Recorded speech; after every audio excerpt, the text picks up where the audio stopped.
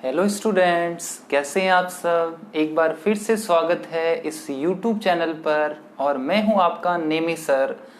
आज अपन class 12 current electricity का lecture number 3 start करने जा रहे हैं। आज अपन पढ़ेंगे कॉमर्शियल रेसिस्टर्स के बारे में। तो चलिए स्टार्ट करते हैं। तो कॉमर्शियल रेसिस्टर्स जो बेसिकली होते हैं वो दो टाइप्स के होते हैं। पहला होता है वायर बाउंड रेसिस्टर्स और दूसरा होता है कार्बन रेसिस्टर्स। जैसा कि नाम से पता चल रहा है कि वायर बाउंड रेसिस्टर्स का मतलब हो गया कि ऐसे रेसिस्टर्स जिसके अंदर वायर को किसी इंसुलेटर के ऊपर वाइंडिंग कर रखी होती है और वो वायर किसका बना होता है, वो कुछ अलॉयस का बना हुआ होता है, जैसे कॉन्स्टेंटेन, मैग्नीन, नाइक्रोम एक्सेट्रा। अब इसकी कुछ लिमिटेशंस होती है कि इसकी जो रेंज है वो कुछ ओम तक ही हो सकती है और जो है ये टेम्परेचर पर इनसेंसिटिव होता है, टेम्परेचर इंडिपेंडेंट होता है। इस वजह से इसको लार्ज स्केल पर यूज नहीं किया जाता। अगर अपन बात करें फैक्ट्रीज के अंदर, इंडस्ट्रीज के अंदर, तो वो रेसिस्टेंस यूज किया जाता है कार्बन रेसिस्टर्स। तो इसके आगे अपन बात करते हैं। रेसिस्टर्स का सेकेंड टाइप है कार्बन रेसिस्टर्स। जैसे कि इससे पहले अपन पढ़ चुके हैं कि वायर बाउंड रेसिस्टर्स क्या होते हैं। अब कार्बन रेसिस्टर की बात करें तो basically they are made up of carbon black और इनकी जो रेंज होती है वो वायर बाउंड रेसिस्टर्स से ज़्यादा होती है, इसलिए इनको प्रीफर किया जाता है। बेसिकली बात करें कि किन किन में इनका यूजेस है, ये जो होते हैं कार्बन रेसिस्टर्स वो वाइडली यूज किए जाते हैं, बहुत ज़्यादा यूज किए जाते हैं radio receivers, amplifiers, TV, radio, tuning circuits. ये जो सारे सर्किट्स होते हैं इन सब में इनका यूज किया जाता है। अब इनकी एक बेसिक प्रॉपर्टी होती है, या अपन बोल सकते हैं इनको आइडेंटिफिकेशन के लिए एक बेसिक फिनोमेना होता है इनको, जिसको बोला जाता है कलर कोडिंग। कलर कोडिंग से अपन कार्बन रेसिस्टर्स को आइडेंटिफाई कर सकते हैं कि इसका रेसिस्टेंस कितना है। अब अपन बात करने जा रहे हैं कलर कोडिंग की। सबसे पहले कलर कोडिंग का मतलब क्या होता है। तो कलर तो आप सब जानते हैं, कोडिंग का मतलब ये है कि स्पेशल टाइप के रेसिस्टर्स कुछ होते हैं, उसमें कलर्स के कुछ बैंड होंगे, जैसे कि एक कलर हो गया रेड, दूसरा yellow, anything else blue colour. तो उन सब में अपन पहचानेंगे कैसे कि इसका टोटल रेसिस्टेंस कितना है। देखिए, जैसे मान लीजिए ये कोई रेसिस्टर है, सिलेंड्रिकल शेप का होता है ये। इसमें मान लीजिए यहाँ पे टोटल 4 बैंड बने हुए हैं कलर्स के। Let's suppose there are 4 bands, 4 colour है। अब इसमें क्या होता है कलर कोडिंग में, तो बेसिकली जो कलर्स इनके होते हैं उनको एक फिक्स सीक्वेंस में याद रखा जाता है। तो आप इसको ऐसे याद रख सकते हैं, बीबी रॉय,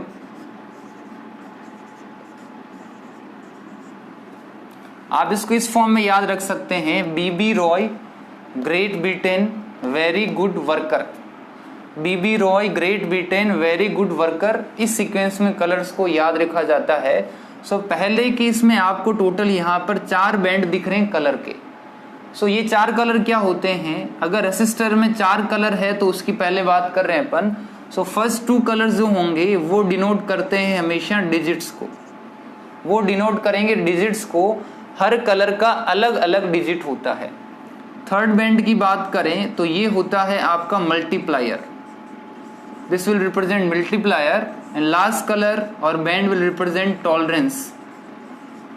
बेसिकली ये 3 चीजें बताता है कोई भी रेसिस्टेंस का जो कलर कोडिंग है। अब क्या डिजिट्स होते हैं, क्या मल्टीप्लायर्स होते हैं, इसकी बात करते हैं अपन। बेसिकली ये कलर्स होते हैं BB Roy Great Britain very good worker. B for सबसे पहले होता है ब्लैक, तो इसके लिए डिजिट डिफाइन होता है 0। तो 0 से लेके यहाँ पर टोटल 9 तक अपने को डिजिट डिफाइन होते हैं। ब्राउन के लिए 1, रेड के लिए 2, orange 3, yellow 4, green 5, blue 6, violet 7, grey 8, white 9, ऐसे ये कलर डिफाइन होंगे। मल्टीप्लायर की बात करें तो सबको 10 की पावर में लिख दीजिए। तो 10 की पावर 0, ये हो गया 1, ये 2, ये 3, ऐसे ये सारे डिफाइन होते हैं इसके मल्टीप्लायर्स। These are multipliers. अब होता है टॉलरेंस। तो बेसिकली इस किसी भी इनमें से किसी भी कलर का टॉलरेंस नहीं होता है। तो टॉलरेंस किसका होता है, तो ये 3 एक्स्ट्रा कलर और आते हैं जिसको अपन लिखते हैं गोल्डन, सिल्वर एंड कलरलेस। आपको स्पेशल तीनों का ध्यान रखना है क्योंकि इन कलर्स के लिए कोई भी डिजिट डिफाइन नहीं होता, इनके लिए डिफाइन होता है मल्टीप्लायर। इट बिकम्स 10 की पावर -1, फॉर सिल्वर 10 की पावर -2, कलरलेस 10 की power -3। Tolerance will be ±5%, for this ±10%, इसके लिए होती है ±20%। तो इस टाइप से अपन कलर कोडिंग को डिफाइन कर सकते हैं। फॉर एग्जाम्पल, ये आपको एक रेसिस्टर दे रखा है, आपको इससे बोला कि इस पे R ये है Y, ये है ग्रीन कलर और ये है लास्ट में सिल्वर कलर का बैंड। तो इसका रेसिस्टेंस अपने को फाइंड आउट करना है। तो आपको पता है पहले जो दो कलर है वो रिप्रेजेंट करते हैं डिजिट्स को। तो यहाँ पर आए अपन सबसे पहले रेड कलर पे। सो रेड कलर का डिजिट क्या दिखा आपको? 2। सो यहाँ पे लिख दिया अपन ने 2। येलो कलर वो भी डिजिट को शो करेगा, तो येलो कलर का डिजिट होता है 4। सो यहाँ पे लिख दिया 4। डिजिट्स कंप्लीट हुए। उसके बाद थर्ड आने पर मल्टीप्लायर। मल्टीप्लायर का मतलब होता है मल्टीप्लाई करना है आपको। सो मल्टीप्लाई किससे करना है? तो कलर कौन सा है? ग्रीन। तो ग्रीन पे अपन ने देखा मल्टीप्लायर ये हो गया 10 की पावर +5, तो मल्टीप्लाई कर दिया 10 की पावर +5। उसके बाद गए सिल्वर। सिल्वर बताता है हमेशा टॉलरेंस। तो टॉलरेंस सिल्वर का कितना होता है? ±5%। सो ये आ जाएगी इसके R की वैल्यू इन ओम। इसको आप और आगे भी सॉल्व कर सकते हैं। अगर मेगा में कन्वर्ट करना है तो रेसिस्टेंस बिकम्स इक्वल्स टू 2.4 × 10 की पावर 6 ±5%। तो ये कितना हो गया आपका? ये हुआ 2.4 मेगा ओम ±5%। 2.4 का 5%, तो ये होता है 0.12। सो R बिकम्स इक्वल्स टू, तो ये रेंज आ गई रेसिस्टर्स की। सो नेक्स्ट अपन बात करते हैं temperature dependency of resistivity. Resistivity कैसे टेम्परेचर पर डिपेंड करती है इसकी बात करेंगे। सो अपन एक रिलेशन पढ़ चुके हैं कि resistivity is given as m/n/e² τ। ये रिलेशन अपन कंप्लीट कर चुके हैं। अगर ये रिलेशन आपको नहीं पता तो इस चैप्टर के प्रीवियस वीडियोज आप देख सकते हैं जिसमें अपन रिलेशन निकाला था रेसिस्टिविटी रो के बीच में। सो ये रिलेशन होता है। तो सबसे पहले अपन बात करेंगे मेटल्स के लिए। तो सबको पता है कि कंडक्टर्स के अंदर फ्री इलेक्ट्रॉन्स होते हैं। तो जैसे ही क्या होता है कि कंडक्टर्स में जैसे ही टेम्परेचर इंक्रीज किया जाएगा, टेम्परेचर की वैल्यू अगर अपन इंक्रीज करें, सो वहाँ पर जो नंबर ऑफ इलेक्ट्रॉन्स है, या मैं बोलूँ नंबर डेंसिटी ऑफ चार्जेस, वो अनचेंज रहेगी, उस पर कोई भी इफेक्ट नहीं होगा। सो कंडक्टर्स के अंदर जैसे ही टेम्परेचर बढ़ाया जाता है, there is no effect on number density of charges, it remains unchanged. यहाँ पर इफेक्ट होता है ओनली टॉप पर। तो अपने को पता है this is known as relaxation time. So होता क्या है कि जैसे टेम्परेचर बढ़ाया तो उसमें पहले से जो फ्री इलेक्ट्रॉन्स प्रेजेंट है वो आपस में कोलाइड करना स्टार्ट कर देंगे। जितना ज़्यादा टेम्परेचर उतने ही ज़्यादा कोलिजन्स होंगे।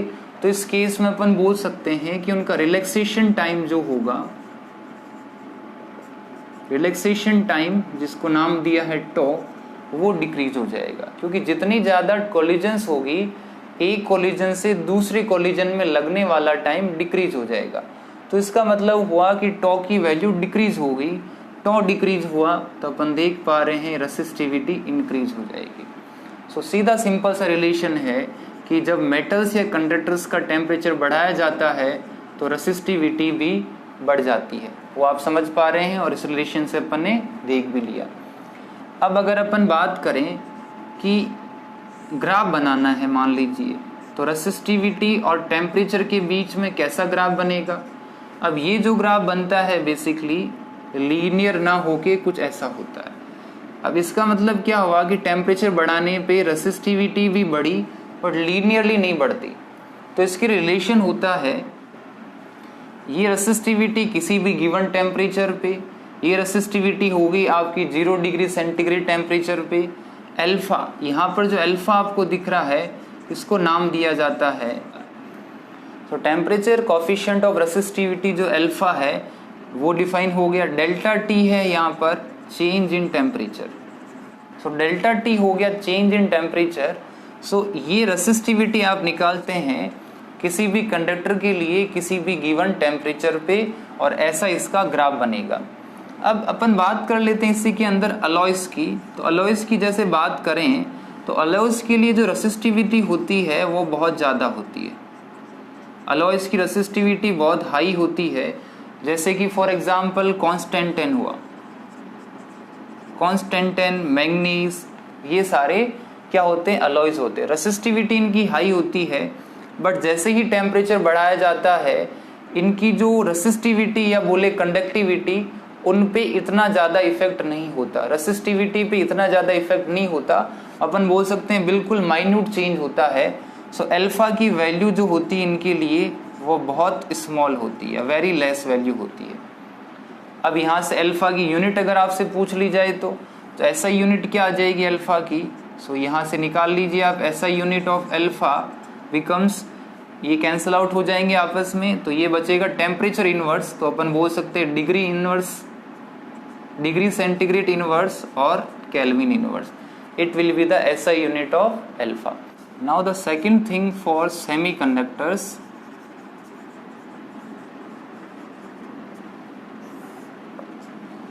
इन द केस ऑफ सेमीकंडक्टर्स जब टेम्परेचर इंक्रीज किया जाता है, जब टेम्परेचर बढ़ाया जाएगा तो इस केस में इस बार टो पर कोई इफेक्ट नहीं होगा, क्योंकि जैसे टेम्परेचर बढ़ाते हैं सेमीकंडक्टर्स में, तो आप सेमीकंडक्टर फिजिक्स में पढ़ेंगे तो इसकी पढ़ेंगे कि जैसे ही टेम्परेचर बढ़ाएंगे तो नंबर ऑफ इलेक्ट्रॉन्स और नंबर ऑफ होल्स, उनका कॉन्सेंट्रेशन बढ़ जाता है, उनका नंबर बढ़ जाता है।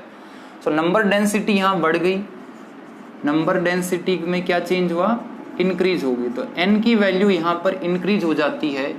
n इंक्रीज होने से आप देख पा रहे हैं रेसिस्टिविटी डिक्रीज हो जाएगी।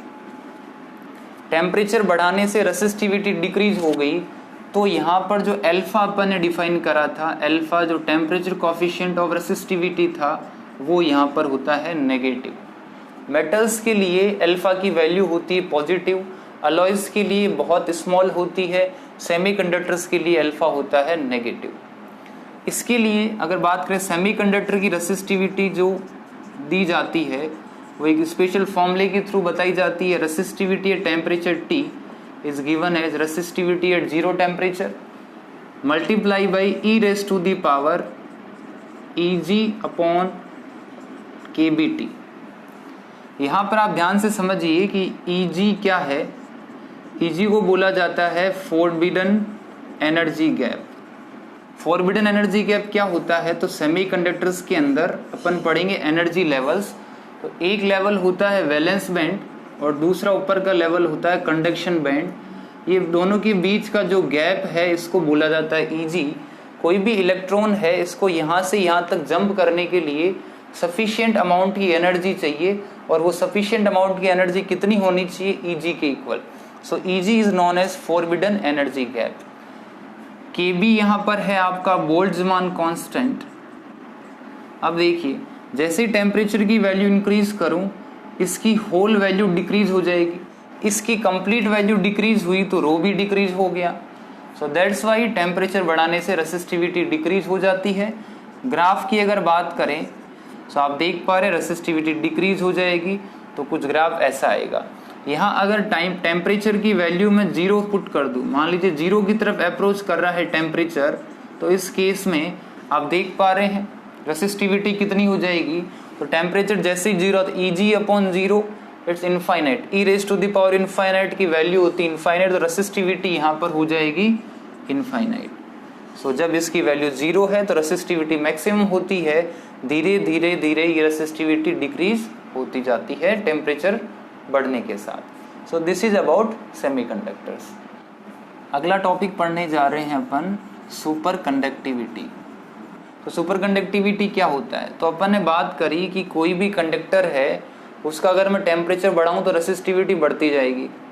अब आप सोचिए टेम्परेचर कम करूंगा तो क्या होगा, रेसिस्टिविटी डिक्रीज होगी, बिल्कुल होगी।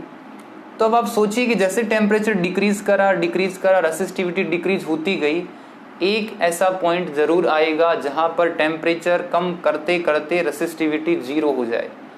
तो जहां पर रेसिस्टिविटी 0 हो गई उसी कंडीशन को बोला जाता है सुपर कंडक्टिविटी, और वो जो मटेरियल है वो बन जाता है super conductor. So what is super conductivity? Super conductivity is the phenomena of complete loss of resistivity of any metal और एलॉयज जब उनको किसी सर्टेन टेम्परेचर से नीचे ठंडा किया जाता है, कूल किया जाता है। तो इसका ग्राफ अगर देखें तो सिंपल सी बात है कि मैं टेम्परेचर को कम करूं, रेसिस्टिविटी पे क्या इफेक्ट, टेम्परेचर को कम करा, रेसिस्टिविटी कम हुई कम हुई कम हुई, एक पॉइंट ऐसा आएगा जब रेसिस्टिविटी 0 हो जाएगी। और ये जो टेम्परेचर होता है इस टेम्परेचर को बोला जाता है क्रिटिकल टेम्परेचर TC। TC यहाँ पर क्या है, क्रिटिकल टेम्परेचर। सो जिस टेम्परेचर की यहाँ पे बात करी, they are called at certain temperature, this temperature is known as critical temperature. तो ये तो बात होगी सुपर कंडक्टिविटी की। अब सुपर कंडक्टिविटी में होता क्या है, तो किसी भी मटेरियल को जब टेम्परेचर कम कर दिया जाता है उसका, तो जैसे सुपर कंडक्टिविटी में कन्वर्ट होता है तो उस मैटर के अंदर मैग्नेटिक फील्ड 0 हो जाता है। तो मैग्नेटिक फील्ड 0 हो जाता है, इस इफेक्ट को नाम दिया जाता है मेजनर इफेक्ट। जब मैग्नेटिक फील्ड को रिप्रेजेंट किया जाता है वेक्टर B से, 0 हो जाए at superconductivity. Superconductivity phenomena के अंदर अगर मैग्नेटिक फील्ड 0 हो जाए, ऐसे इफेक्ट को नाम दिया जाता है मेजनर इफेक्ट। एग्जाम्पल की बात करें सुपर कंडक्टिविटी की, तो इसका एक बहुत अच्छा एग्जाम्पल दिया जाता है मर्क्यूरी का। मर्क्यूरी का जब टेम्परेचर हो जाए 4.2 केल्विन, तो ये इसकी वैल्यू होगी TC की, क्रिटिकल टेम्परेचर। इस टेम्परेचर पे जब इसको लाया जाता है तो ये कंप्लीट कन्वर्ट हो जाता है इन सुपर कंडक्टर्स। अगर डिग्री सेंटीग्रेड में बात करो तो नेगेटिव में आएगा। इतनी नेगेटिव में वैल्यू लाना बहुत मुश्किल होता है, लेबोरेटरीज में बहुत सारे एक्सपेरिमेंट करने पड़ते हैं। सो ये टेम्परेचर लाना मुश्किल है, बट अगर ये टेम्परेचर अचीव कर लिया जाए तो मर्क्यूरी कन्वर्ट हो जाएगा सुपर कंडक्टर्स के अंदर। एप्लीकेशंस की बात करें, कहाँ कहाँ इसकी एप्लीकेशंस है, to provide high magnetic field, कहीं पे अपने को हाई मैग्नेटिक फील्ड प्रोवाइड करना हो, high speed computers. Super conductors basically high speed computers में यूज होते हैं। हाई मैग्नेटिक फील्ड जनरेट करना हो वहाँ यूज कर सकते हैं। एक होता है ये लेविटेशन। लेविटेशन ट्रेन होती है, ऐसी ट्रेन जो मतलब जिनकी रेल होती है, रेल की जो पटरियां हैं उनकी आवश्यकता नहीं होती उनके लिए, उनसे ऊपर वो दौड़ती है, इसको बोलते हैं लेविटेशन ट्रेन। पावर ट्रांसमिशन में, पावर ट्रांसमिशन का मतलब है इलेक्ट्रिसिटी को सेंड करना है विदाउट लॉस, बिना कोई लॉस करे, बिना कोई लॉस वे अगर इलेक्ट्रिसिटी को सेंड करना है तो अपन यूज करते हैं super conductors without any loss. So these are the applications of superconductors. Resistors के सीरीज और पैरेलल कॉम्बिनेशंस क्या होते हैं। सो इस तरफ अपने लिख लिया सीरीज कॉम्बिनेशन, यहाँ मैंने लिया है पैरेलल कॉम्बिनेशन। क्या डिफरेंस होता है सीरीज पैरेलल में, तो सबसे पहले डेफिनेशन की बात करें तो सीरीज कॉम्बिनेशन क्या होता है, जिसमें जैसे एक रेसिस्टर की बात करते हैं, ये कोई रेसिस्टर है, रेसिस्टर R, इसका ये फर्स्ट एंड है, ये इसका सेकंड एंड हो गया। ओके, कोई दूसरा रेसिस्टर लिया, यहाँ पे कोई सेकंड रेसिस्टर है, इसका नाम दे दिया R2 और ये है आपका R1। सो R2 का फर्स्ट एंड यहाँ पर है और सेकंड एंड यहाँ पर है। सो सेकंड एंड जो होगा फर्स्ट का, वो कनेक्ट है फर्स्ट एंड ऑफ R2 से। Second end of R1 connected किससे है, ये फर्स्ट एंड ऑफ R2 से। इसका सेकेंड एंड R1 के फर्स्ट एंड से कनेक्ट है, तो ऐसे कॉम्बिनेशन को बोलेंगे सीरीज कॉम्बिनेशन। मतलब एंड टू एंड कनेक्शन अगर होगा, किसी कंटिन्यूअस लाइन में कनेक्शन होगा, तो उसको अपन बोलेंगे सीरीज कॉम्बिनेशन। पैरेलल में क्या होता है, जैसे ही रेसिस्टेंस है कोई भी R1, इसका एक एंड ये, सेकेंड एंड ये हो गया। दूसरा रेसिस्टर लिया, ये रेसिस्टर है यहाँ पर R2, इसका फर्स्ट एंड ये, सेकंड एंड ये। 1 से 1 कनेक्ट होगा, 2 से 2 कनेक्ट होगा, तो ऐसे कॉम्बिनेशन को बोला जाता है पैरेलल कॉम्बिनेशन। ये तो बात होगी इनके नॉर्मल कॉम्बिनेशन होता क्या है। अब सीरीज कॉम्बिनेशन में सब जब एक ही लाइन में कनेक्ट होते हैं या कंटिन्यूसली कनेक्ट होते हैं, तो करंट जो होती है हर रेसिस्टर में वो सेम होती है हमेशा। Current through all the resistors will be same, but जो पोटेंशियल होगा वो डिफरेंट होगा। जो पोटेंशियल या वोल्टेज डिफरेंस होगा सबका, वो अलग अलग होता है, पोटेंशियल ड्रॉप अलग अलग होता है।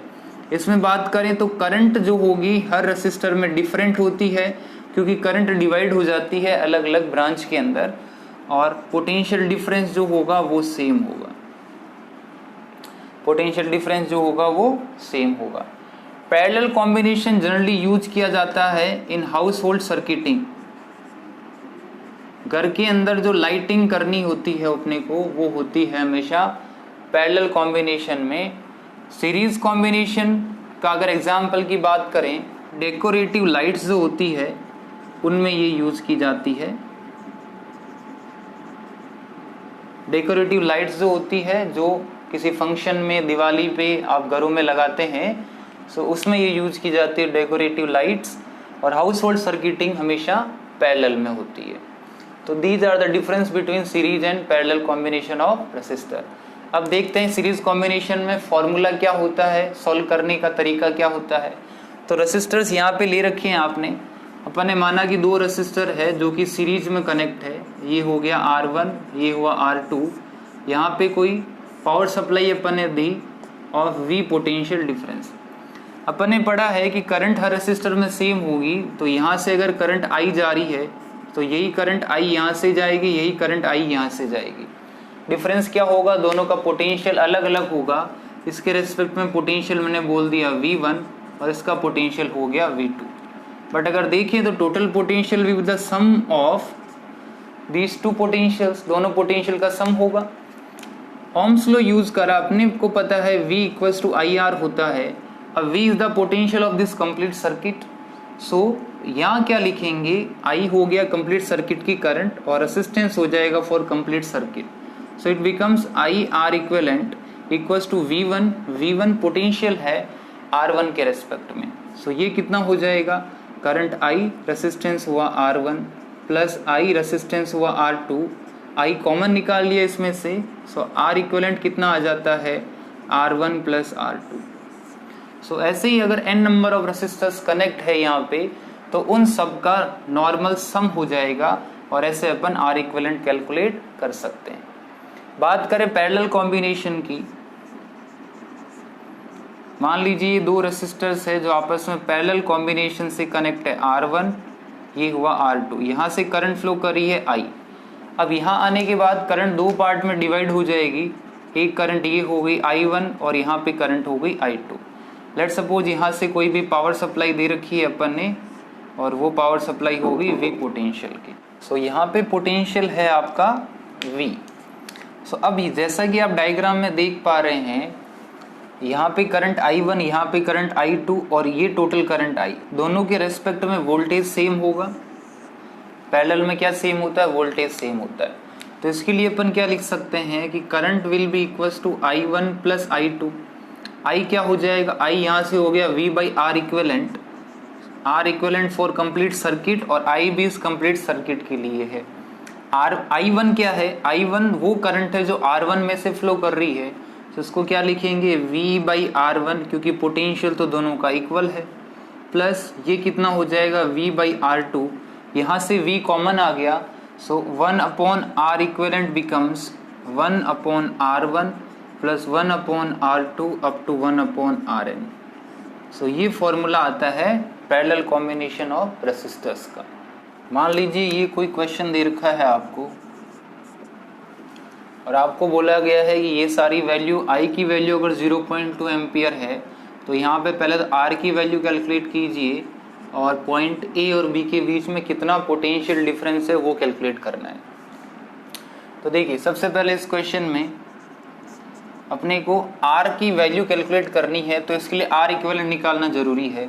तो कैसे निकालेंगे, सबसे पहले स्टार्ट करा, ये दोनों 5 और 5 ओम जो है वो हो गए सीरीज कॉम्बिनेशन में, तो टोटल यहाँ पर हो गया 10 ओम। ये 10, ये 30 और ये 15 तीनों किस में है, पैरेलल कॉम्बिनेशन में। पहले इन दोनों की बात करते, 10 ohm and 30 Om. 10 ohm and 30 ओम दोनों पैरेलल है, सो इन दोनों का पैरेलल कॉम्बिनेशन कितना हो जाएगा, अगर बात करें इन दोनों का, सो इन दोनों का पैरेलल कॉम्बिनेशन कितना हो गया, इसको नाम दे दिया R डैश।